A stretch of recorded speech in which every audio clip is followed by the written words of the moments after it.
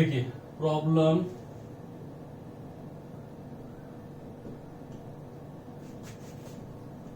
related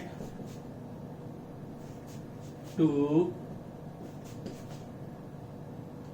net force. Problems related to net force. Clear? तो problems related to net force, देखो इसको, ये जो टाइप है न्यूमेरिकल का कूलम्ब्स लॉ में, इसको बनाते कैसे हैं? ठीक है, इसमें क्या होगा, इस टाइप के क्वेश्चन में जैसे आप फिगर में देखते होंगे ट्रायंगल है, यानी आपको कोई ट्रायंगल दे देगा, रेक्टेंगल है वो आपको देगा फिगर में, ठीक है, और यानी किसी त्रिभुज पर चार्ज दे देगा, है ना, और सभी पे चार्ज दे दिया, इसके सभी वर्टेक्स पर, और किसी एक पर नेट फोर्स वैल्यू पूछता है, ये हो गया, या मान लो ये स्क्वायर है, ये आपको एक चार्ज दे देगा, कुछ भी चार्ज दे दे, ठीक है ना। अब मान लो इस पे फोर्स पूछ दिया आपको, तो इस टाइप के क्वेश्चन को हम कैसे बनाएंगे, इस टाइप के क्वेश्चन को हम कैसे बनाते हैं? तो बाबू ध्यान देना, इसको बनाने के लिए सबसे पहली बात ध्यान रखना, आपको वेक्टर की जरूरत पड़ेगी, ठीक है। वेक्टर में रिजल्टेंट का एक फॉर्मूला होता है, वो उसकी जरूरत पड़ेगी आपको, ठीक है। तो हम उस फॉर्मूला को पहले देख ले, उसके बाद इसको हम लोग सॉल्व करेंगे।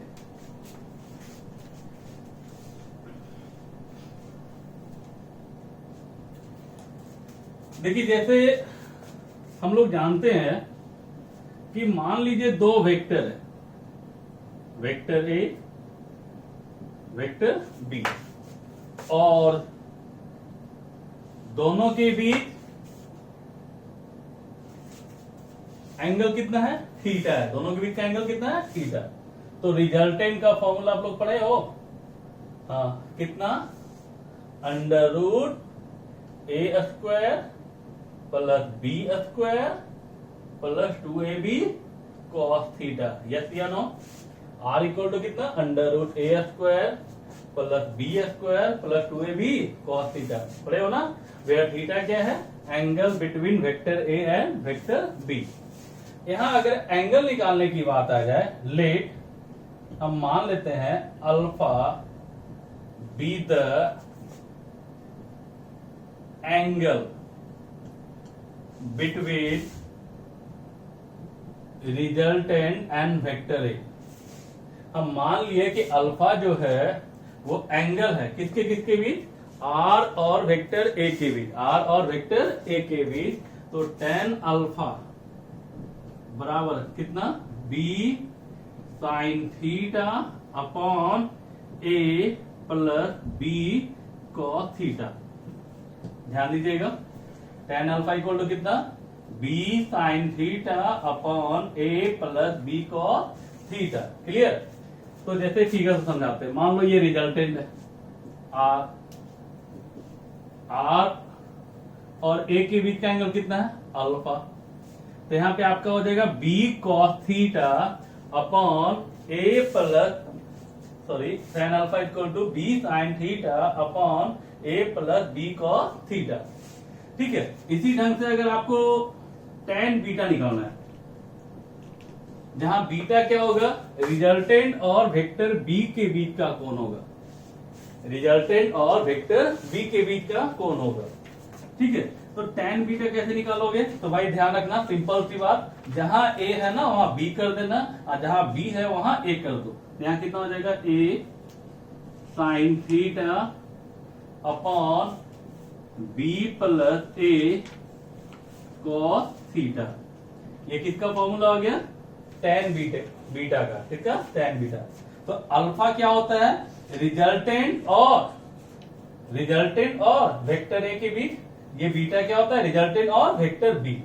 इसको याद रखने का एक तरीका है, जैसे अल्फा किसके बीच का एंगल है, रिजल्टेंट और ए, रिजल्टेंट और ए। तो जिसके साथ एंगल बनाएगा ना उसको छोड़ दो।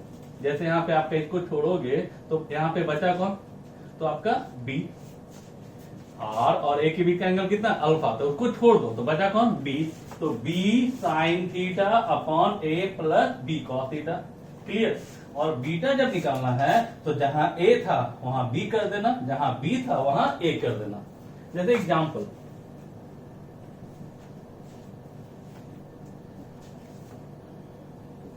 मान लो ये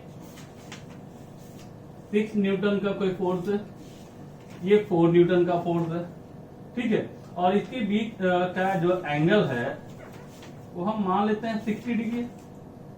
तो रिजल्टेंट निकालना है तो क्या हम नहीं निकाल लेंगे, under root A square plus B square plus 2ab cos 60 degree, value put करके सॉल्व कर लोगे, हो जाएगा ना।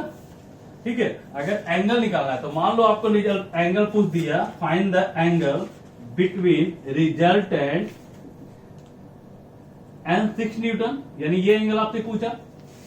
ठीक है, तो ये इसके साथ एंगल पूछा है, तो मान लीजिए tan अल्फा, तो जिसके साथ पूछता है ना उसको छोड़ दो, तो किसके साथ पूछा है 6 के साथ ना, तो बचा कौन 4, तो 4 साइन 60 अपॉन 6 प्लस 4 cos 60। अब बताओ साइन 60 का वैल्यू जानते हो ना, यहां पुट कर देना, cos 60 का वैल्यू जानते हो ना, यहां पुट कर देना, सॉल्व करोगे अल्फा का वैल्यू निकलेगा। क्लियर। यानी जब दो वेक्टर आपको दिया रहे और दोनों के बीच का एंगल दिया रहे तो रिजल्टेंट निकाल लोगे इस फॉर्मूला से, r equal to under root A square plus B square plus 2ab cos theta, 2ab cos theta, जहां थीटा क्या होता है angle between vector A and vector B, vector A and vector B. ठीक है, और अगर angle निकालना रहे, जैसे आपको रिजल्टेंट पूछे कि रिजल्टेंट और किसी वेक्टर के साथ कितना एंगल बना रहा है, तो मान लिए कि अल्फा जो है वो एंगल है किसके किसके बीच, तो आर और ए के बीच, आर और ए के बीच, तो tan अल्फा इक्वल टू, तो जिसके साथ एंगल आपसे पूछता है उसको छोड़ देना। जैसे ए के साथ पूछा तो बी होगा, बी के साथ पूछेगा तो ए होगा, तो अल्फा किसके बीच का एंगल है आर और ए के साथ, तो बचा कौन बी, तो B sine theta upon A plus B cos theta. अगर आपने पूछा आर और बी के बीच, तो जहां ए था वहां बी कर दोगे, जहां बी था वहां ए कर दोगे, तो बी था वहां क्या कर दिए ए, तो A sine theta upon B plus A cos theta. Clear है।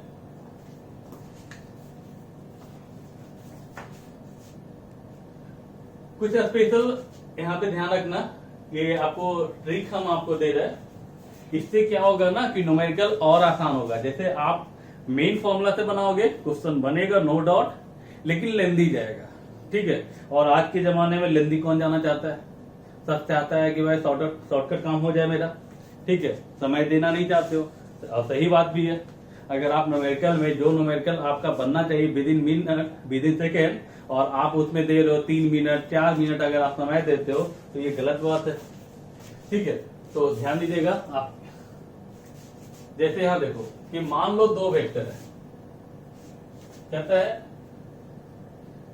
कि if vector A perpendicular to vector B, यानी ए जो है वो बी के परपेंडिकुलर है, दैट इज थीटा का वैल्यू कितना डिग्री 90 डिग्री, कितना डिग्री 90 डिग्री। तो बाबू कितना वेक्टर है, दो वेक्टर है, वेक्टर ए और वेक्टर बी, ये एंगल कितना 90 डिग्री। अब अगर आपसे कोई रिजल्टेंट पूछता है तो आप फॉर्मूला अप्लाई करोगे, main formula under root A square plus B square plus 2ab cos theta, 2ab cos theta. तो थीटा का वैल्यू पुट कर दो, यहाँ थीटा कितना है 90 है, पुट कर दो, तो cos 90 का वैल्यू कितना 0। तो क्या हम इसको लिख सकते हैं under root A square plus B square, यही ना। तो ये ध्यान रखिएगा कि जब दो वेक्टर एक दूसरे का परपेंडिकुलर हो तो रिजल्टेंट का फॉर्मूला डायरेक्ट कितना होगा under root A square plus B square, A square plus B square. जैसे एग्जांपल मान लो ये 8 न्यूटन है, ये 6 न्यूटन है, और दोनों एक दूसरे का क्या है, परपेंडिकुलर, यानी दो फोर्स है 8 न्यूटन का और 6 न्यूटन का, दोनों एक दूसरे का क्या है, परपेंडिकुलर है। तो रिजल्टेंट कितना होगा, under root A square plus B square. Clear. तो इसको आप लिखोगे ना 36 और इसको कितना 64, रूट अंडर 36 प्लस 64, ये कितना हो जाएगा 100, और 100 का रूट कितना होता है बाबू 10 न्यूटन। रिजल्टेंट कितना आ गया 10। क्लियर। यहां तक किन्हीं को डाउट? ठीक है। अब यहां तक ये पॉइंट हो गया कि जब दो वेक्टर एक दूसरे का परपेंडिकुलर हो तो रिजल्टेंट कितना होता है, under root A square plus B square. ये ध्यान रखिएगा। अब यहां पे नेक्स्ट पॉइंट क्या होता है कि if magnitude of vector A equal to magnitude of vector B, magnitude of vector A equal to magnitude of vector B, and theta equal to 90 degree, and theta equal to 90 degree. तो आप बताइए resultant. तो यहां देखो दोनों का magnitude क्या है, सेम है। दोनों का मैग्नीट्यूड क्या है, सेम है। जैसे मान लो दो वेक्टर है, दोनों का मैग्नीट्यूड क्या हो गया, सेम, और दोनों के बीच का एंगल कितना 90। तो रिजल्टेंट आप बताओ कि जब दो वेक्टर एक दूसरे का परपेंडिकुलर होता है तो रिजल्टेंट कितना, under root A square plus B square, और दोनों का मैग्नीट्यूड सेम है तो हम लिख सकते हैं A square plus A square. अब बताइए इसको क्या लिखोगे आप, A square plus A square 2a square लिखोगे, यानी r इक्वल टू कितना, root 2a। r equal to कितना, रूट 2a। क्या किसी को आपत्ति नहीं ना? तो देखो जैसे मान लो ये 6 मीटर है, ये भी 6 मीटर है, दोनों एक दूसरे का क्या है, परपेंडिकुलर है, दोनों एक दूसरे का क्या है, परपेंडिकुलर है। तो रिजल्टेंट निकालना है तो आप सीधे निकालना। तो बताओ दोनों परपेंडिकुलर है और दोनों का मैग्नीट्यूड क्या है, सेम है, तो यहाँ क्या हो जाएगा 6 रूट 2 मीटर। रिजल्टेंट कितना होगा 6 रूट 2 मीटर। ठीक है। और एक कंसेप्ट और है पैरेललोग्राम लॉ से, है ना। वेक्टर में आपको हम बताए थे कि जब दो वेक्टर का मैग्नीट्यूड सेम हो, जब दो वेक्टर का मैग्नीट्यूड सेम हो तो रिजल्टेंट उसके बीच के एंगल को बाइसेक्ट करता है, उसके बीच के एंगल को बाइसेक्ट। मान लो अगर इसमें रिजल्टेंट पूछा एंगल, तो भाई ये 90 डिग्री है ना, तो बांट देगा दो भाग में, इक्वल भाग में, तो कितना हो जाएगा 45। ये ध्यान रखिएगा। ये पैरेललोग्राम में बताया गया था कि जब दो वेक्टर का मैग्नीट्यूड सेम हो तो उसका रिजल्टेंट दोनों के बीच के एंगल को बाइसेक्ट, समद्विभाजित करता है। क्लियर हो गया।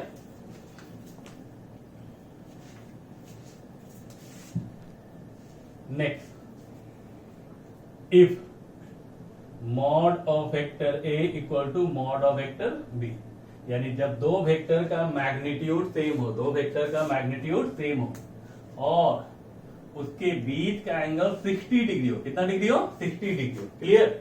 यानी जब दो वेक्टर हो, दोनों का मैग्नीट्यूड सेम हो और दोनों के, है ना, के बीच का कोण कितना डिग्री हो, 60 डिग्री हो, तो रिजल्टेंट कितना होगा। तो फॉर्मूला कितना, under root A square plus B square plus 2ab cos theta, जानते हो ना। अब बताइए तो दोनों का मैग्नीट्यूड क्या है, सेम है, तो हम इसको लिख सकते हैं A square plus A square 2a into A cos 60 degree लिखोगे ना। अब बताइए under root A square plus A square 2a square, 2a square cos 60 का वैल्यू 1/2, 2 से 2 कैंसिल, r बराबर कितना हो जाएगा 2a square plus a square, लिख दें 3a स्क्वायर, और इसको सॉल्व कीजिएगा तो रूट 3a, यानी आपका वैल्यू कितना आ गया रूट 3a। ये आया कब, जब दो वेक्टर का मैग्नीट्यूड क्या हो, सेम हो। जब दो वेक्टर का मैग्नीट्यूड सेम हो और दोनों के बीच का एंगल कितना डिग्री हो, 60 डिग्री हो, तो रिजल्टेंट कितना होता है, √3 है। कितना होता है, √3a। क्लियर। एग्जाम्पल देखिएगा, ठीक है। एग्जाम्पल मान लो ये 10 न्यूटन का फोर्स है, ये भी 10 न्यूटन का फोर्स है, और दोनों के बीच का एंगल कितना डिग्री है, 60 डिग्री है। कितना डिग्री, 60 डिग्री है। तो रिजल्टेंट डायरेक्ट अप्लाई कर दो, √3a। तो a के जगह पे कितना है, 10, तो क्या हम इसको लिख सकते हैं, 10 √3 न्यूटन बना। कितना समय लगा बताइए, तो कितना समय लगा, नहीं ना लगा। अगर आप इसी को डिटेल बनाते तो बताइए कितना समय लगता है, आप फॉर्मूला पुट करते, कैलकुलेशन करते, समय लगता ना, तो समय बचाया। ये ध्यान रखिएगा कि जब दो वेक्टर का मैग्नीट्यूड क्या हो, सेम हो, और दोनों के बीच का एंगल 60 डिग्री हो, तो रिजल्टेंट कितना, 10 √3 न्यूटन, 10 √3 न्यूटन। क्लियर।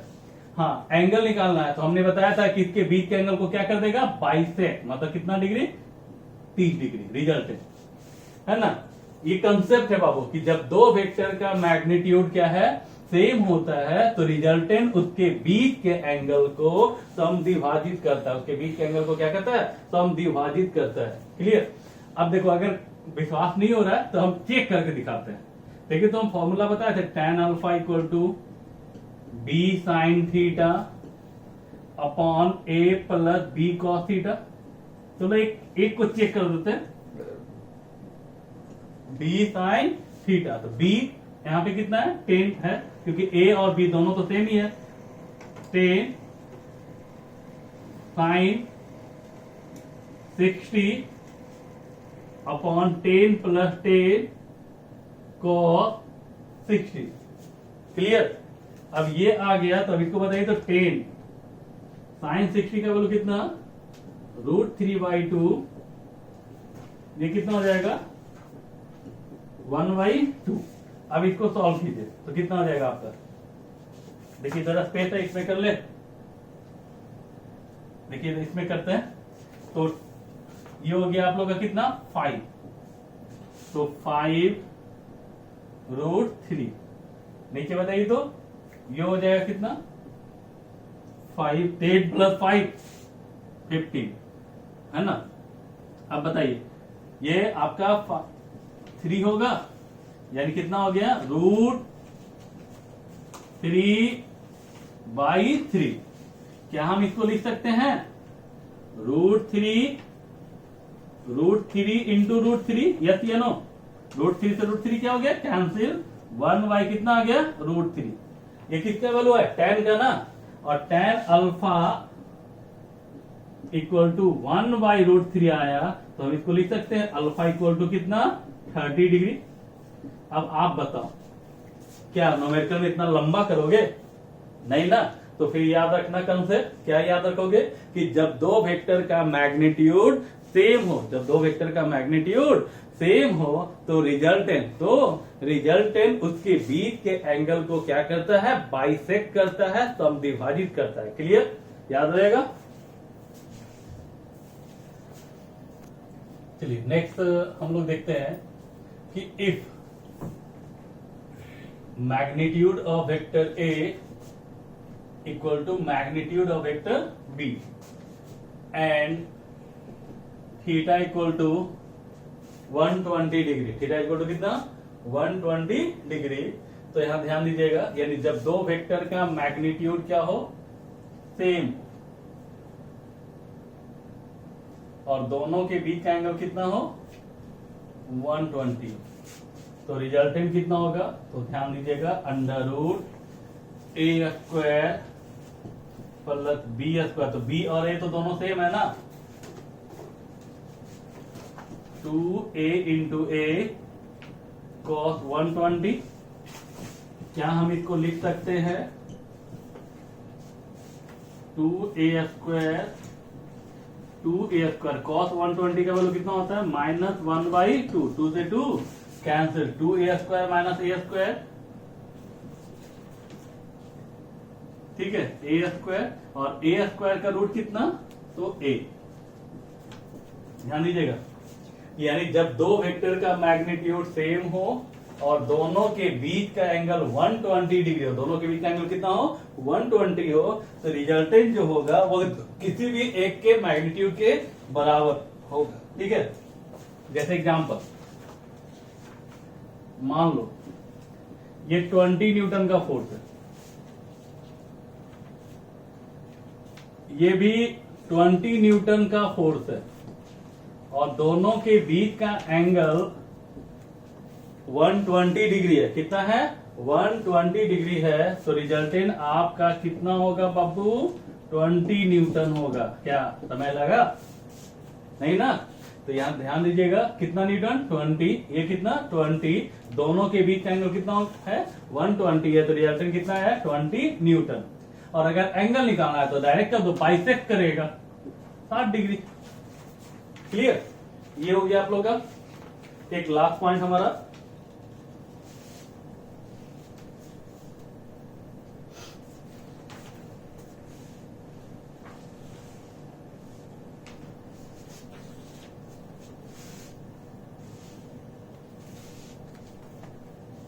चलिए नेक्स्ट एक लास्ट पॉइंट, ये ध्यान रखिएगा, if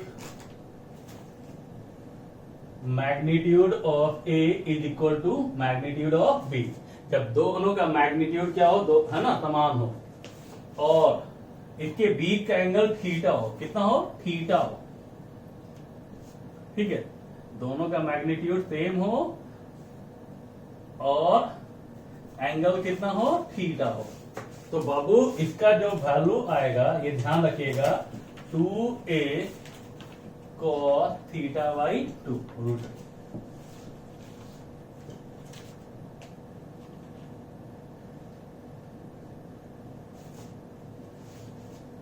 root under 2a cos theta by 2 नहीं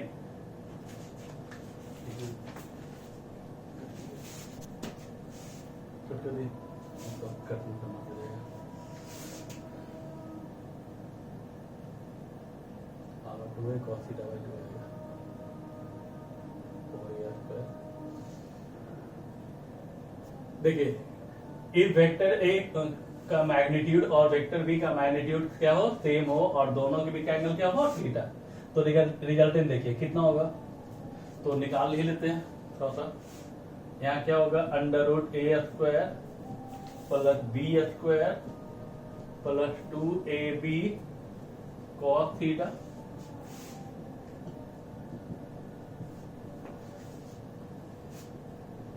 टू ए स्क्वायर होगा 2a स्क्वायर कितना cos थीटा। क्या हम इसको लिख सकते हैं, कुछ कॉमन दिख रहा है आपको, क्या दिख रहा है 2a square common 1 plus cos theta, 1 plus cos theta, तो r बराबर कितना हो जाएगा,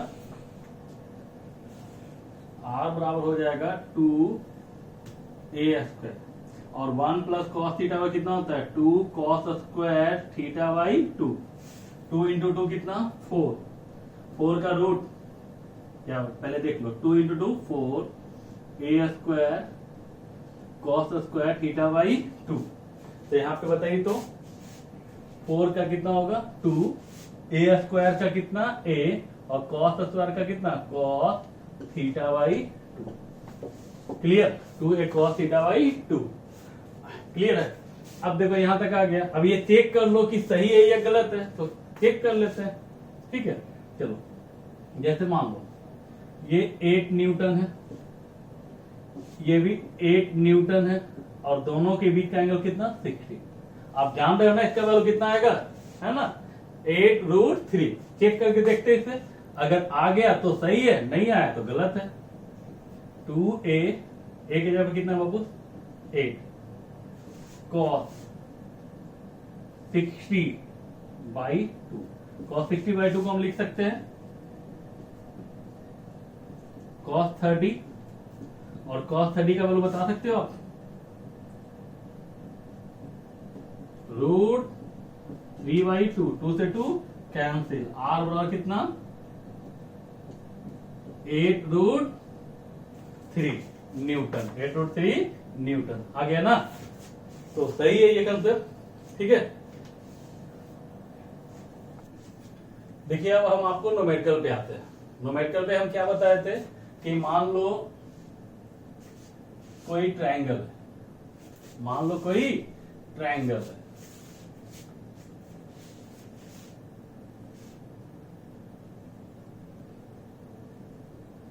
और किसी त्रिभुज के तीनों शीर्ष पर आपको चार्ज दिया रहेगा, और मान लो ये आपका इक्विलैटरल ट्रायंगल है, समबाहु त्रिभुज है, यानी इसका भुजा साइड आपको दिया रहेगा, कुछ भी देते वैल्यू, हमने उसको मान लिया ए। अब मान लो इस पे चार्ज है क्यू क्यू क्यू, इसको मान लेते ए बी सी, ठीक है। अब आपसे पूछेगा फाइंड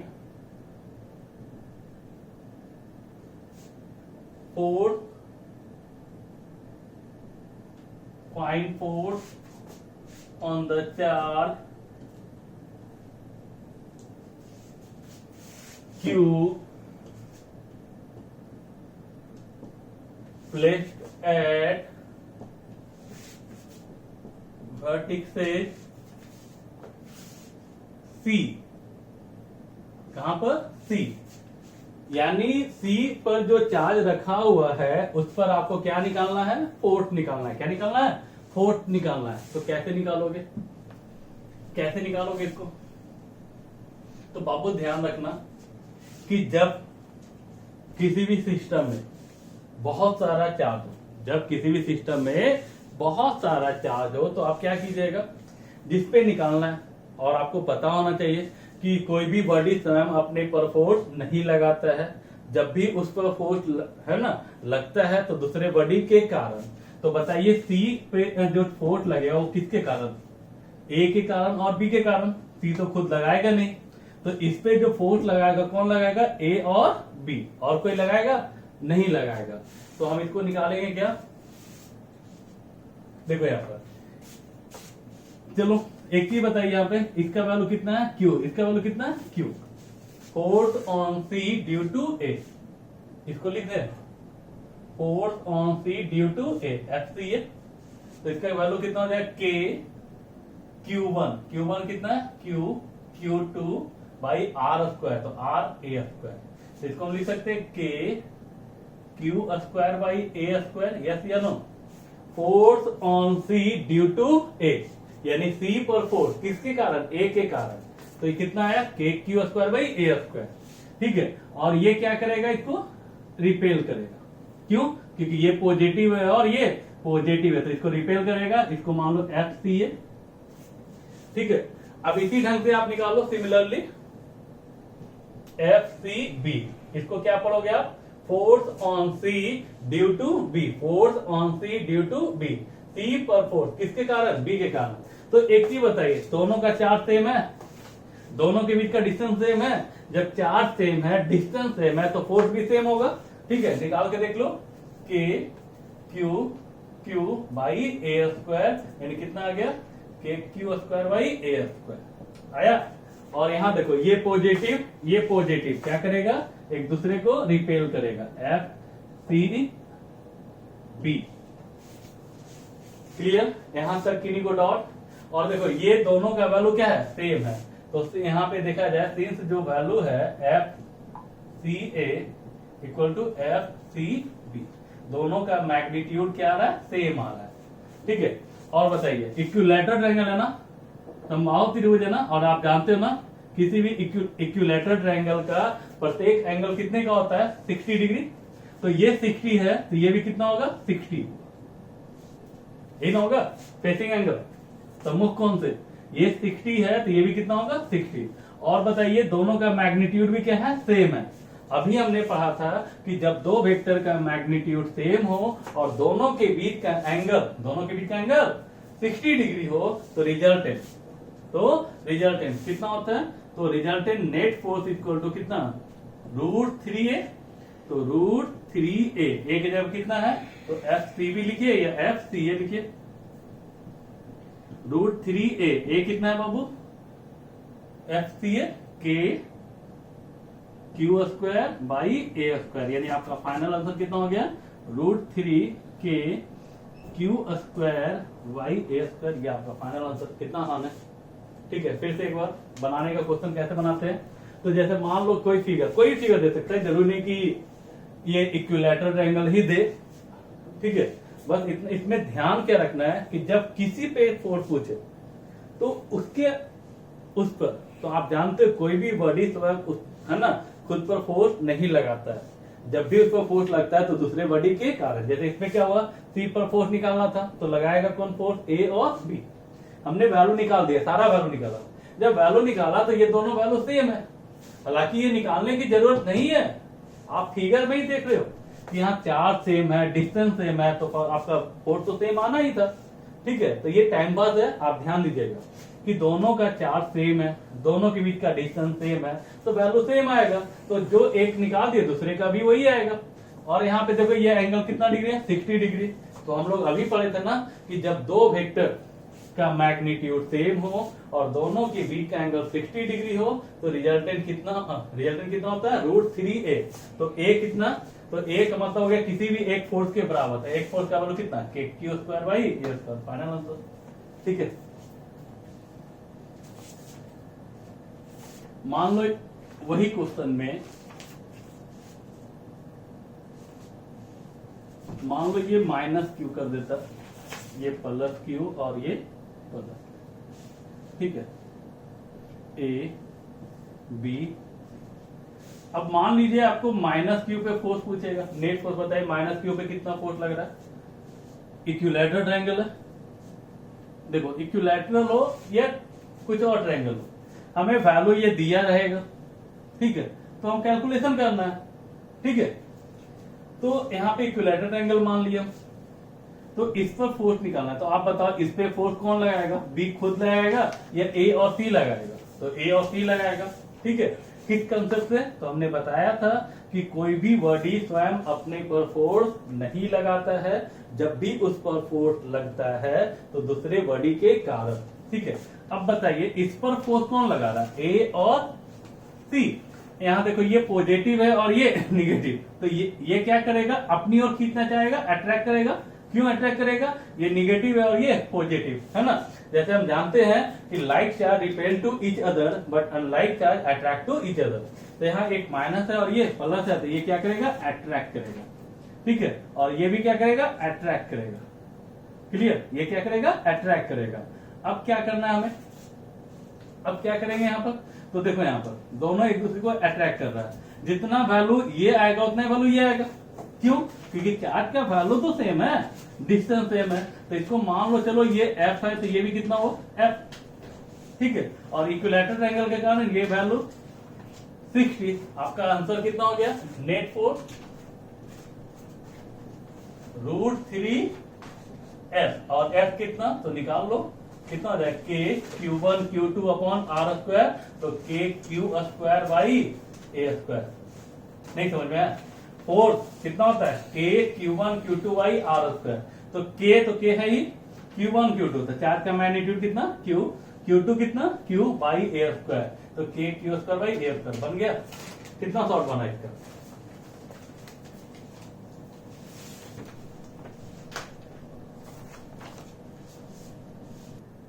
चलिए मान लीजिए कि ये कोई स्क्वायर है, ये स्क्वायर है, कोई वर्ग है, इसके सभी कोनों पर चार्ज दे दिया Q, Q, Q और Q। अब बताओ ये स्क्वायर है, वर्ग है, तो सभी का साइड भी सेम होगा, सभी का भुजा बराबर होगा। वो हम मान लिए कि चलो कितना है A। देखो हम कैलकुलेशन लेंदी नहीं करना चाह रहे, क्योंकि आप फिजिक्स सीखना चाह रहे हो ना, तो कैलकुलेशन लेंदी करने से कोई फायदा नहीं, वो आपको टाइम टेकिंग होगा। जब आप एक पे क्वेश्चन बना सकते हो तो बताइए एक जगह पे चाहे वो 2 मीटर हो, 4 है ना, 4 मीटर हो, 5 मीटर हो, क्या क्वेश्चन नहीं बनेगा, बन जाएगा, तो वो आप कर लेना। ठीक है, अब देखो यहाँ पे क्या पूछेगा ना, मान लो ये A है, ये B है, ये C है, ये और ये D। अब मान लो इस पे फोर्स पूछा, D पर आपको फोर्स पूछा, तो हमने क्या बताया था, जो ध्यान दीजिए, D पर फोर्स पूछा ना, तो D पर फोर्स निकालना है। तो बताइए D पर फोर्स कौन कौन लगाएगा, बी लगाएगा, ए लगाएगा और सी लगाएगा, ये लगाएगा ना। तो देखिए, तो यहाँ पे डी पर फोर्स लगाने वाला कौन कौन है? बी, ए और सी, ये ना। अब बताइए ये क्या करेगा? अट्रैक्ट या रिपेल? तो रिपेल। क्यों ऐसा कर रहा है? तो दोनों का चार्ज क्या है? नेचर सेम है, दोनों पॉजिटिव चार्ज है, तो वो एक दूसरे को क्या करेगा? रिपेल। चलो इसको मान लिए F1। क्या मान लिए? F1। यहां देखो, ये भी दोनों पॉजिटिव चार्ज है, तो एक दूसरे को क्या करेगा? रिपेल। ठीक है, इसका वैल्यू कितना आएगा? तो ध्यान से देखिएगा, ये चार्ज Q1 Q2 और डिस्टेंस, यहां देखिए Q1 Q2 और डिस्टेंस सेम है ना। तो जितना वैल्यू ये आएगा, जो भी आ जाए, जितना वैल्यू ये आएगा उतना ही ये भी आएगा। तो इसको मान ले डायरेक्ट F1, बोलोगे तो निकाल देंगे। ठीक है, तो ये F1 और ये भी F1। अब रही बात यहां देखिए, ये Q और Q चार्ज सेम है, लेकिन ये डिस्टेंस तो भाई अलग होगा। कितना होता है? डायगोनल विकर्ण, स्क्वायर का डायगोनल विकर्ण कितना होता है? √2a। अब बताइए, डिस्टेंस तो से आपका अलग हो गया। जब डिस्टेंस अलग हो गया तो फोर्स का वैल्यू भी क्या होगा? अलग होगा। तो ये क्या करेगा भाई? ये रिपेल करेगा, लेकिन फोर्स का वैल्यू क्या होगा? अलग होगा। ठीक है, अब बताइए क्या कीजिएगा? अब इसको कैसे बनाइएगा? तो बाबू यहां देखो, F1 कितना? K Q1 Q2 by R square A square. तो जितना वैल्यू ये है उतना ही तो ये भी आ रहा। ठीक है, और ये दोनों एक दूसरे का क्या है? परपेंडिकुलर है। ये एक दूसरे का क्या है? परपेंडिकुलर। तो ये दोनों का जो रिजल्टेंट होगा वो इधर ही जाएगा। क्यों? अभी हम लोग पढ़े थे कि जब दो वेक्टर का मैग्नीट्यूड सेम हो तो रिजल्टेंट उसके बीच के एंगल को बाइसेक्ट करता है। क्या कहता है? बाइसेक्ट करता है। ठीक है, और इसको हम लोग मान लेते हैं F3, वो बाद में कर लेंगे। ठीक है, तो यानी ये जो वैल्यू आएगा वो कितना आएगा? √2F1 रिजल्टेंट, और ये क्या होगा? बाइसेक्ट कर रहा है इधर। ठीक है, F2 निकाल लीजिए, K Q1 Q2 by R square. तो R स्क्वायर कितना? √2a का होल स्क्वायर। तो सॉल्व कीजिए तो कितना हो जाएगा? K Q square by 2a square. Clear? ये हो गया आपका F2। तो फाइनल आंसर कितना होगा? डायरेक्ट ध्यान दीजिएगा, ये दोनों का रिजल्टेंट कितना? तो √2F1 और ये F2, दोनों का डायरेक्शन सेम है। और हम लोग जानते हैं ना कि जब दो वेक्टर का डायरेक्शन सेम हो तो रिजल्टेंट दोनों के मैग्नीट्यूड के सम के बराबर होता है। याद है आप लोग का कि मान लो दो वेक्टर A और B, दोनों का डायरेक्शन सेम हो तो रिजल्टेंट जो होता है वो दोनों के मैग्नीट्यूड के सम के बराबर A प्लस B। इसका रिजल्टेंट कितना हो जाएगा? तो net force √2F1 plus F2। F1 का वैल्यू निकाल दिया है, F2 का भी वैल्यू निकाल दिए हैं, पुट करके सॉल्व कर देना, जो भी आएगा वही आंसर होगा। क्लियर? फिर से एक बार देख लीजिए यहाँ पर कि इस पे फोर्स निकालना D पर, तो D पर फोर्स लगाएगा कौन? तो इसके अलावा जितना भी चार्ज है तो कौन है? B, A और C, है ना। वो जैसा नेचर होगा वैसा फोर्स होगा, अट्रैक्टिव है कि रिपल्सिव। यहाँ चार्ज का वैल्यू, डिस्टेंस, यहाँ चार्ज का वैल्यू और डिस्टेंस सेम है, मीन्स ये फोर्स और ये फोर्स का मैग्नीट्यूड क्या होगा? सेम। यहाँ देखिए चार्ज सेम है लेकिन डिस्टेंस क्या है? अलग है, तो फोर्स का वैल्यू क्या हो गया? डिफरेंट। हमने F1 निकाल दिया और F2 निकाल दिया। ठीक है, अब रही बात आंसर कैसे आया, तो ये दोनों एक दूसरे का क्या है? परपेंडिकुलर है, दोनों का मैग्नीट्यूड सेम है, तो रिजल्टेंट कितना होगा? √2F1। और अभी हमने पढ़ा था कि जब दो वेक्टर का मैग्नीट्यूड सेम हो तो रिजल्टेंट उसके बीच के एंगल को बाइसेक्ट करता है, तो हम विभाजित करता है। क्लियर? और ये देखो F2, दोनों का डायरेक्शन सेम है ना, तो जब दो वेक्टर का डायरेक्शन सेम होता है तो रिजल्टेंट A प्लस B के बराबर। हमने इसको क्या कर दिया? ऐड कर दिया। ठीक है, इसके साथ ये भी क्लियर। देखिए एक न्यूमेरिकल, ये न्यूमेरिकल कॉम्पिटिशन में पूछा हुआ है। ठीक है, अगर आपके पास कंसेप्ट है तो ये न्यूमेरिकल बहुत ही आसान है, नहीं है तो फिर लेने दीजिए। देखो क्या, find the force on A perpendicular to BC। A पर फोर्स निकालना है, लेकिन किसके परपेंडिकुलर? BC के परपेंडिकुलर। यानी A पर फोर्स निकालना है लेकिन BC के क्या निकालना है? परपेंडिकुलर। निकालो। तो बताओ ए पर फोर्स निकालना है, तो ए पर फोर्स लगाएगा कौन, बी और सी। यहां देखो ये पॉजिटिव पॉजिटिव क्या करेगा बाबू, रिपेल करेगा, एफ। क्लियर। और एक चीज बताना, तो यहाँ चार्ज का वैल्यू कितना है, क्यू, यहाँ चार्ज का वैल्यू कितना है, क्यू, डिस्टेंस कितना है, ए। ठीक है, यहाँ देखो चार्ज का मैग्नीट्यूड क्यू, ये भी क्यू और ये ए। तो चार्ज का वैल्यू सेम है, डिस्टेंस सेम है, तो फोर्स का वैल्यू तो सेम आएगा ना। क्लियर। तो ये भी कितना आएगा, एफ। क्या निकालना पड़ेगा, फिर से एक बार, चार्ज का मैग्नीट्यूड क्यू, क्यू, डिस्टेंस कितना ए, तो फोर्स माने कितना, एफ। जो भी आ जाए, यहां भी देखो चार्ज का मैग्नीट्यूड क्यू, क्यू और डिस्टेंस कितना ए, तो फोर्स का वैल्यू जो भी आए वो सेम होगा। रही बात ये माइनस है तो अट्रैक्ट किया, ये प्लस है तो रिपेल किया। ठीक है, तो दोनों का वैल्यू कितना, एफ आया। ठीक है, अब बताओ ये इक्विलेटरल एंगल है, तो ये एंगल कितना, 60, और ये 60 है, तो बाबू ये एंगल कितना होगा, 120 डिग्री। कितना होगा, 120 डिग्री। और बाबू दोनों का मैग्नीट्यूड ध्यान से देखिए कितना है, एफ। दोनों का मैग्नीट्यूड कितना है, एफ, और दोनों के बीच का एंगल कितना, 120 डिग्री। याद है कि जब दो वेक्टर का मैग्नीट्यूड सेम हो और दोनों के बीच का एंगल 120 डिग्री हो, तो रिजल्टेंट जो होगा वो कितना होता है, तो याद है नेट फोर्स जो होगा, एफ नेट जो आएगा वो एफ के बराबर होगा। तो यानी ये नेट फोर्स कितना आ गया, एफ के बराबर। क्लियर। और हमने ये भी बताया था ना कि जब दो वेक्टर का मैग्नीट्यूड सेम हो तो वो उसका रिजल्टेंट उसके बीच के एंगल को क्या कहता है, बाइसेक्ट। तो बाइसेक्ट का मतलब ये एंगल कितना, 60 डिग्री, तो ये भी एंगल कितना होगा, 60 डिग्री। क्लियर। यहां तक क्लियर हो डॉट। चलिए ये तो निकल गया, यानी ये वैल्यू आपका एफ आया। ये वैल्यू कितना आया, एफ। रही बात आपसे पूछा क्या है, ए पर फोर्स पूछा है, लेकिन बीसी के परपेंडिकुलर, बीसी के परपेंडिकुलर, तो बाबू ये आपका ये वैल्यू हो गया नेट फोर्स। लेकिन पूछा क्या, बीसी के परपेंडिकुलर, बीसी के परपेंडिकुलर, यानी ये आपका ये वैल्यू पूछा कंपोनेंट। ठीक है, फिर देखो वेक्टर आप लोग पढ़े होगे, आपको वेक्टर में बताया गया होगा कि किसी भी वेक्टर का 90 पर कंपोनेंट कितना होता है, 0। किसी भी वेक्टर का 90 पर कंपोनेंट कितना होता है, तो 0 होता है। क्लियर। तो यहां देखिए ये एफ है और आपसे इधर पूछा है, और ये दोनों के बीच का एंगल कितना है, 90 डिग्री। तो इसका रिजल्टेंट कितना आएगा, तो आपके अकॉर्डिंग टू आंसर कितना होगा, 0। किस कंसेप्ट से, तो बाबू किसी भी वेक्टर का 90 पर कंपोनेंट कितना होता है, 0। ठीक है, कैसे होता है जो देखो, तो आपका नेट फोर्स क्या है, इधर है,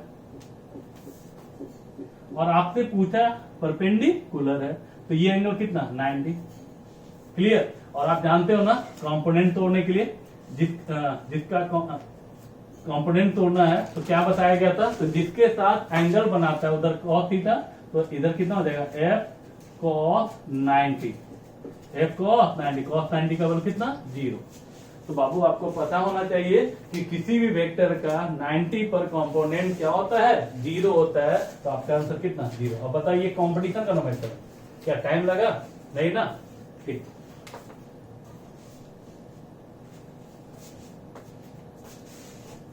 चलिए यहां तक आपको उम्मीद करते हैं कि दिक्कत नहीं होना चाहिए।